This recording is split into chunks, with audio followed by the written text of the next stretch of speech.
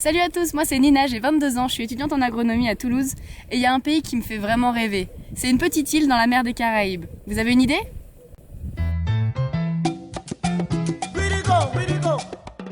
Bon, donc maintenant on a la destination, Cuba. Ça va, c'est plutôt joli. Et il reste à définir comment est-ce qu'on va faire ce voyage. Parce que c'est bien beau de voyager, d'aller voir des beaux paysages, d'aller voir la plage, la mer et tout. Mais un voyage, ça peut être aussi hyper utile. Et du coup, moi ce que j'ai décidé, c'est d'essayer de concilier ce voyage avec mes études, en tout cas ce qui me plaît dans mes études, pour pouvoir en fait avoir le sentiment d'être utile pendant ce voyage. Faut savoir qu'à Cuba, l'agriculture elle est 100% biologique, et en plus, elle est majoritairement urbaine. Ce qui fait que ça soulève pas mal de problématiques, dont celle de produire beaucoup, sans intrants et sur un petit espace.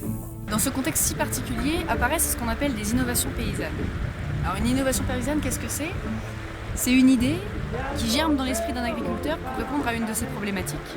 Ça peut être pour faire face à des contraintes environnementales, climatiques, mais ça peut être des toutes petites choses, comme une bouteille percée qui va permettre un arrosage continu et uniforme sur une parcelle.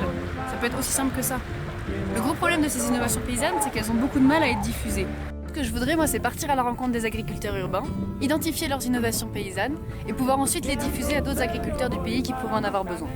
Maintenant, vous allez vous dire, mais c'est qui cette meuf qui imagine pouvoir partir 3 mois toute seule à Cuba pour rencontrer des gens? Et bien vous savez quoi, vous avez parfaitement raison, parce que je parle pas espagnol. Bon, je cherche une vraie motivation pour l'apprendre, hein, mais je parle pas espagnol. Et sinon, bah c'est une fille... Ouverte d'esprit, tolérante, aventurière, optimiste, engagée, travailleuse, souriante, complètement inconsciente. Maintenant que tu sais tout, je t'invite à aimer et à partager cette vidéo.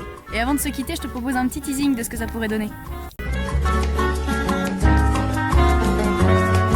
Estoy tan enamorado de la negra Tomasa que cuando se va de casa, qué triste me pongo.